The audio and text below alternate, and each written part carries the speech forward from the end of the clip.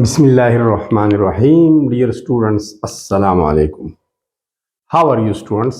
कैसे है स्टडी, कैसी चल रही है? हालात ठीक ठाक? I think that you will be in the best position of your health. Students, आज हमारा टॉपिक है IUPAC rules for naming carboxylic acids along with examples. Topic हमारा है कि कार्बोक्सिलिक एसिड्स जो कि ऑर्गेनिक कंपाउंड्स है, उसको हम नेम्स कैसे देते हैं according to International Union of Pure and Applied Chemistry. सारी दुनिया की केमिस्ट जब बैठ गए, उसके दरमियान एक एग्रीमेंट हुआ, रूल्स उन्होंने बनाए, उसको साइन किया। तो रूल्स क्या है कार्बोक्सिलिक एसिड के लिए कि कार्बोक्सिलिक एसिड को हम नाम कैसे देंगे, और जो नाम मैं यहाँ पर दे रहा हूँ यही नाम दूसरी कंट्री वाली भी देंगे। यूनिफॉर्मिटी होगी थ्रू आउट द वर्ल्ड। तो थ्योरी भी पढ़ते हैं, एग्जाम्पल भी करते हैं। तो सबसे पहले कार्बोक्सिलिक एसिड को इंट्रोड्यूस करते हैं। What are carboxylic acids? Students, असल में carboxylic acids are those organic compounds which contain carboxyl functional group. What is carboxyl functional group? इसकी तरफ भी आते हैं। सबसे पहले स्टार्ट लेते हैं general formula for carboxylic acid. Carboxylic acid का जनरल फार्मूला है RCOOH। अगर आप यहां पर देखिए तो यहां पर ये एक ग्रुप है C डबल बॉन्ड O। इस ग्रुप को हम कार्बोनाइल ग्रुप कहते हैं। ये कार्बोनाइल ग्रुप है, ये ग्रीन कलर वाला आपको नजर आ रहा है। कार्बोक्सिलिक एसिड में इस कार्बोनाइल ग्रुप की एक साइड पर R ग्रुप होगा और दूसरी साइड पर हाइड्रोक्सिल ग्रुप होगा। हाइड्रोक्सिल यहां भी आप अटैच कर सकते हैं, R उधर भी अटैच कर सकते हैं। ये R ग्रुप एक अल्काइल भी हो सकता है, मीथाइल, इथाइल, प्रोफाइल, ब्यूटाइल, मतलब एलिपेटिक ग्रुप। और ये एरोमेटिक रिंग भी हो सकता है, जैसे कि पिनाइल ग्रुप है। अगर बेंजीन से एक हाइड्रोजन को हटाया जाए तो C6H5 रह जाता है, उसको पिनाइल ग्रुप कहते हैं। उसको एराइल ग्रुप भी हम बोलते हैं।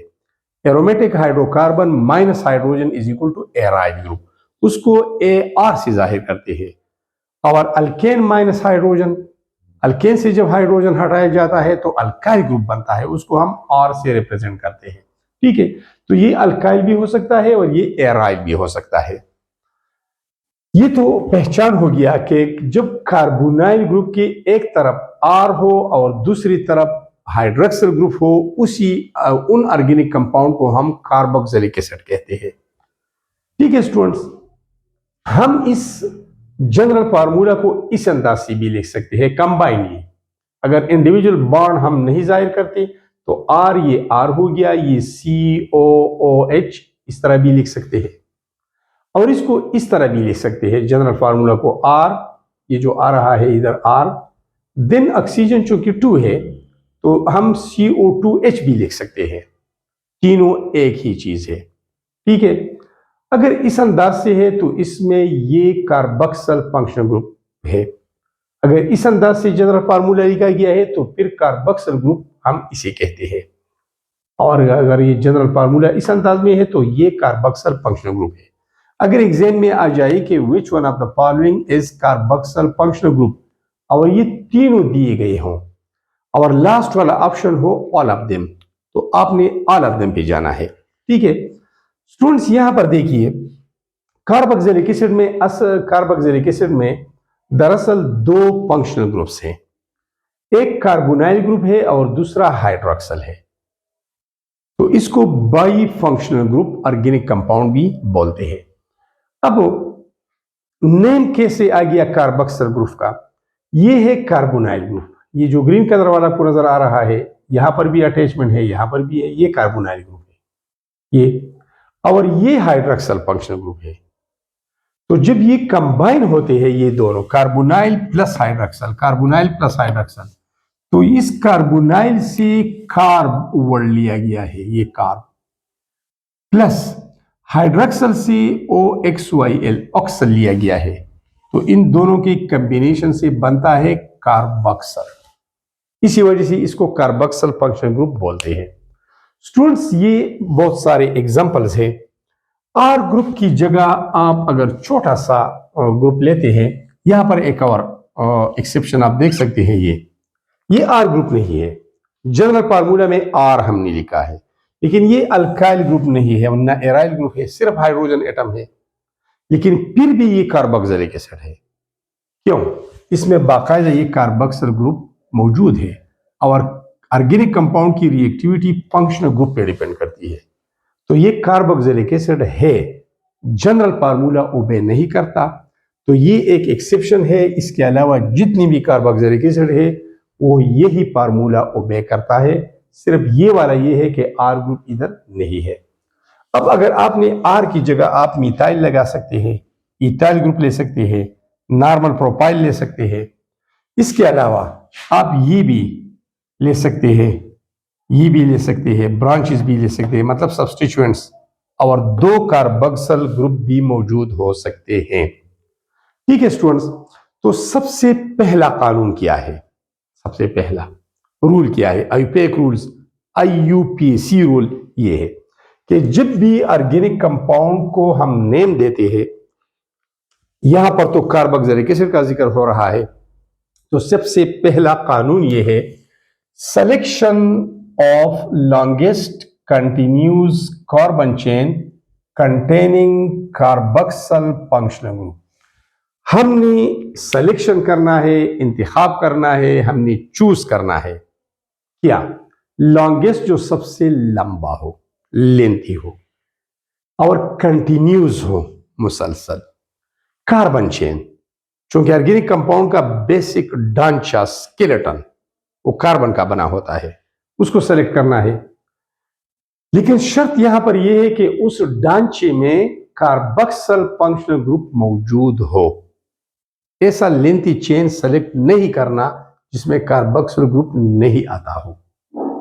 कार्बोक्सिल ग्रुप लाजिमन उसमें मौजूद होगा, तो हमने ये सेलेक्ट करना है। फॉर एग्जांपल यहां पर देखिए, ये वाली मुख्तलिफ है। ये अगर आप सेलेक्ट करते हैं तो ये है 1 2 3। ये चेन मैंने सेलेक्ट किया, इसमें कार्बोक्सिल ग्रुप है लेकिन इसका लेंथ छोटा है, मुख्तसर है। 1 2 3 4, ये चेन मैंने सेलेक्ट किया लेकिन ये भी मुख्तसर है। 1 2 3 4 5, ये लेंथी चेन है। ये जरा देखिए, ये मैंने सेलेक्शन किया, यहां पर मैं इसको ड्रा करता हूं, ये वाला, ये चेन मैंने सेलेक्ट किया, तो ये हो गया लॉन्गेस्ट, और ये कंटिन्यूस भी है, मुतवातिर भी है।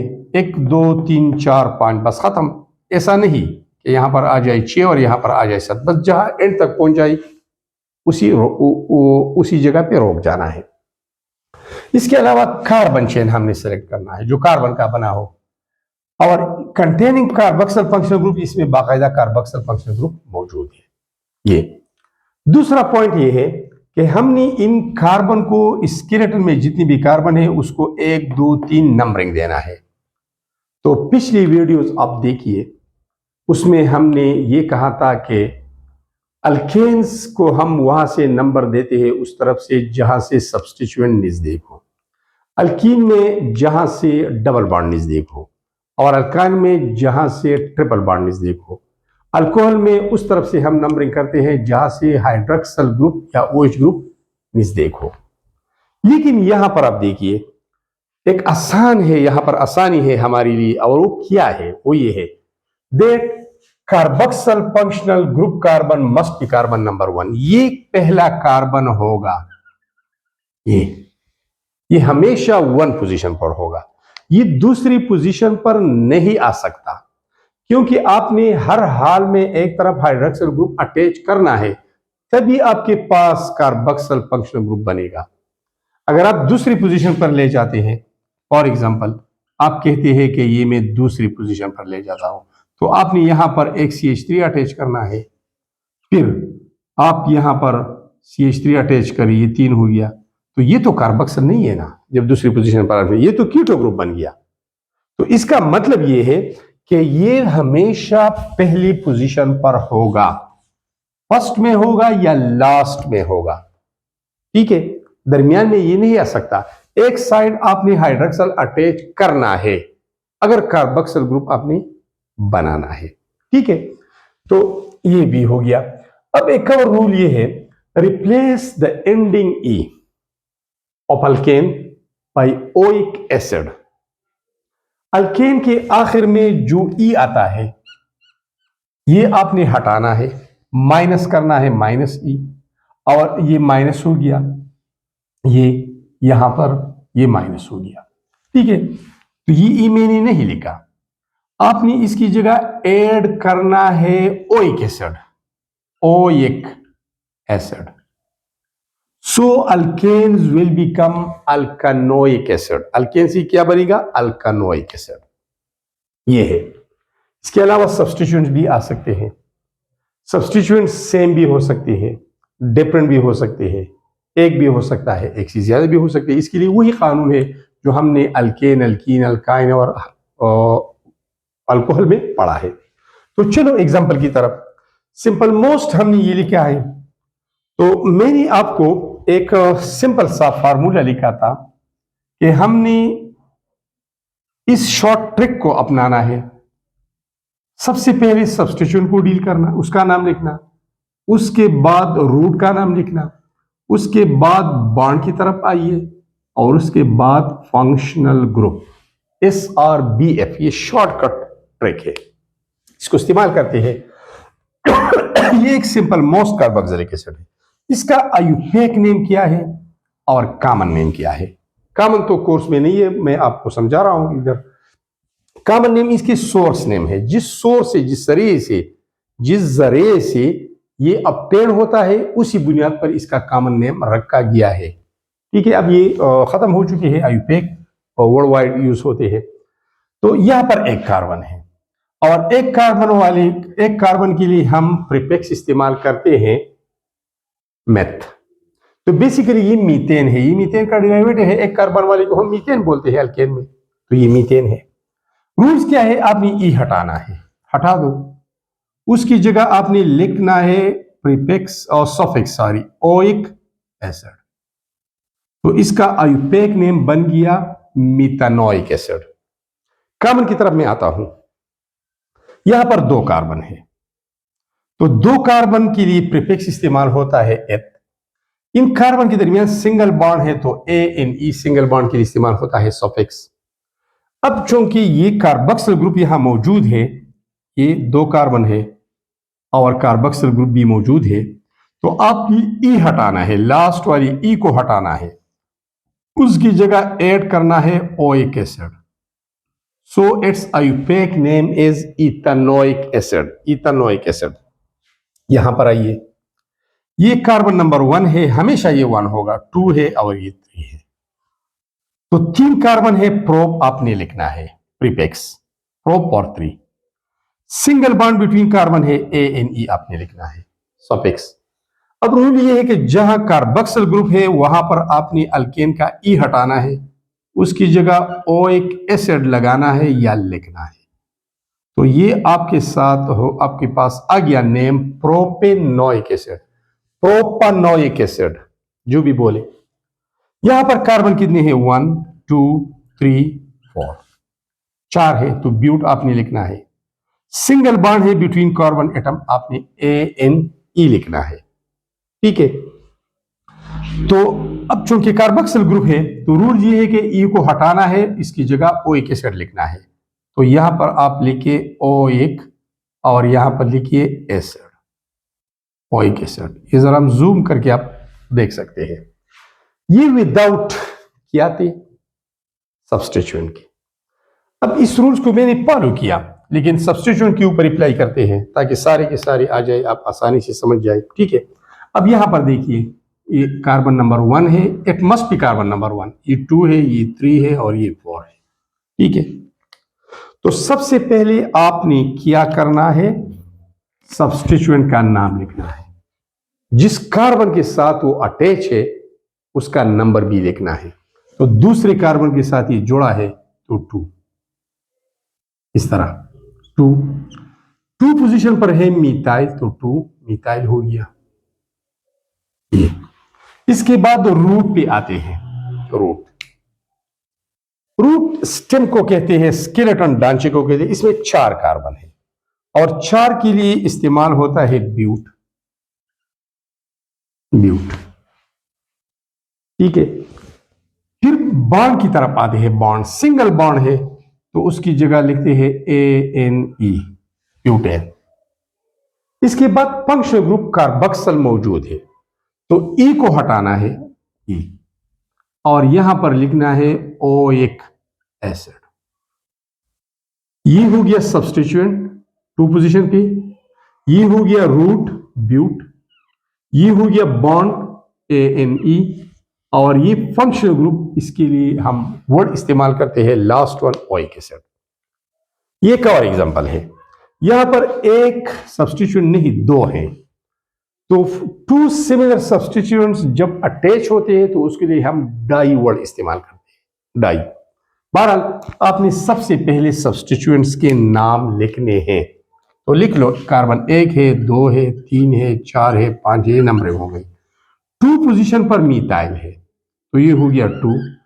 तीसरे कार्बन पर भी मीथाइल है तो आपने हिंसों के दरमियान कामा लगाना है, ये भी कानून है।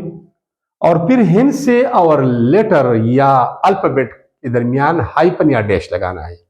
इन दोनों को बोलते हैं एनफिक्सिस। ये 2, 3, ये भी मिथाइल है, ये भी मिथाइल है, सिमिलर है तो 2 सिमिलर ग्रुप्स के लिए डाई इस्तेमाल करें। 2, 3 डाई मिथाइल, क्योंकि 2 मिथाइल है तो डाई मिथाइल, ये हो गया। फिर रूट की तरफ आते हैं। 5 कार्बन है तो आपने पेंट लिखना है, प्रीफिक्स 5 के लिए पेंट इस्तेमाल होता है, पेंट।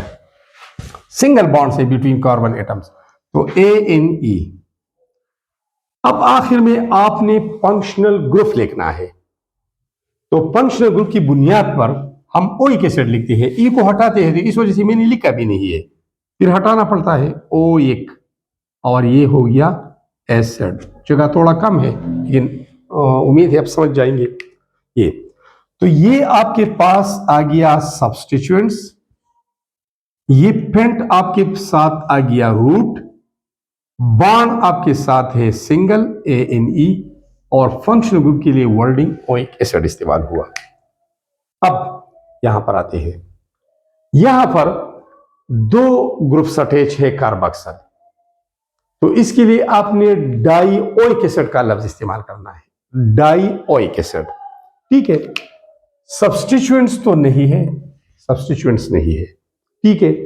इसके बाद आते हैं रूट पे, तो रूट क्या है। अब अगर आपने यहां से नंबरिंग लिखना है तो 1, 2, 3 और 4, अगर यहां से लिखना है फिर भी 1, 2, 3, 4।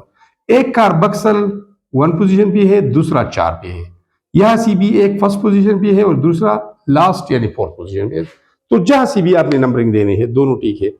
तो सब्स्टिट्यूएंट तो है ही नहीं तो इसको छोड़ दो। रूट पे आते हैं। 4 कार्बन है तो लिख ले ब्यूट, ब्यूट फॉर 4। फिर है bond, carbon to carbon single bond है, उसके लिए ANE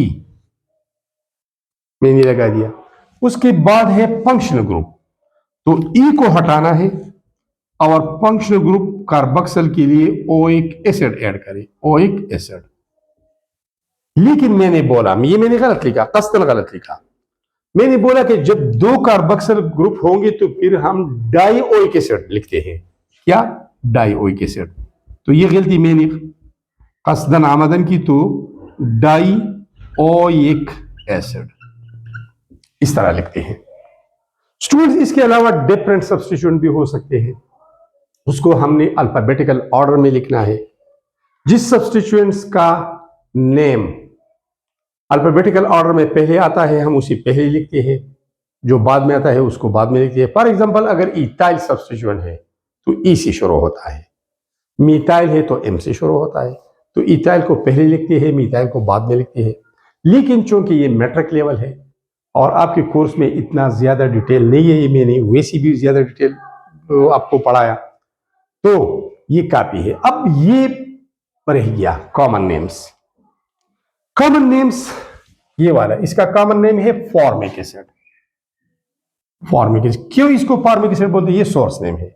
because it is obtained from the bodies of forma, formica, red ants and sting of bees. मक्खियों की वो जो स्टिंग्स होते हैं उसमें ये मौजूद होता है। इसका कॉमन नेम है एसिटिक एसिड। क्यों? Because it is obtained from एसिटम, that's why it is called acetic acid. एसिटम means vinegar, vinegar means सरका, इसको उर्दू में सरके का तेजाब भी बोलते हैं। 5% जब 5 ml हम एसिटिक एसिड लेते हैं, 95% या ml हम वाटर लेते हैं, उसको हम सरका बोलते हैं। तो इस सरके में मौजूद होता है, इसलिए इसको एसिटिक एसिड या सरके का तेजाब बोलते हैं। और सरके में तुरशी होती है, इस एसिड की वजह होती है। ये वीक एसिड है, वीक है, परसेंटेज भी कम है 5%, इसके अलावा वीकनेस भी बहुत ज्यादा है। इसको प्रोपायोनिक एसिड कहते हैं। For the first time it was obtained from fats. तो प्रोपायोन मीन्स फैट्स, ये वाला सोर्स नेम है। इसको कॉमनली हम बोलते हैं butyric acid, because it is obtained from ब्यूटायरम, it's source is ब्यूटायरम, इसका जरिए ब्यूटायरम है। What is ब्यूटायरम? ब्यूटायरम मीन्स बटर, मक्खन, बट प्योर मक्खन नहीं, ताजा मक्खन नहीं, वो स्वीट होते हैं। रेनसेड स्पॉइल्ड बटर, जब बटर स्पॉइल्ड होते हैं बाय माइक्रो ऑर्गेनिज्म, वो खराब हो जाती है तो उसमें एसिडिटी पैदा होती है, उसमें तुरशी आ जाती है, जायका तुर्श होता है, तो वो तुरशी इसी ब्यूटारिक एसिड के फॉर्मेशन की वजह से होती है। बहरहाल it is called formic acid because it is obtained from forma or formica, red ants. It is called acetic acid because it is obtained from acetum, vinegar, sarca. It is called propionic acid because it is obtained from propion. It is called butyric acid because it is obtained from butyrum or rancid butter or spoiled butter. So students, these were all about the IFAC rules for naming carboxylic acids, general introduction, functional group, why this group is called carboxyl group, its detail, along with so many examples. Thanks a lot for watching this video. Channel को subscribe करना, दोस्तों के साथ share करना, like करना, comment करना। मैं हाजिर हूं जवाब देने के लिए। ये एक सदका जारिया है। Thanks a lot.